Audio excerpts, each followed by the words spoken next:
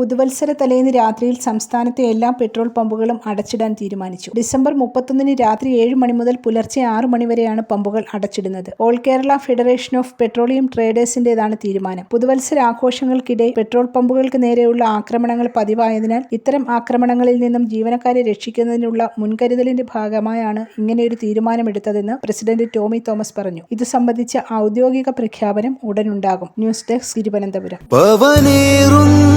തങ്കമാണു നീ, ഒളിമായാത്ത തിങ്കളാണു നീ, കൊഞ്ചം നിലാ എന്നും സ്വന്തം രാജകുമാരി. Be a Rajakumari. Rajakumari Gold and Diamonds.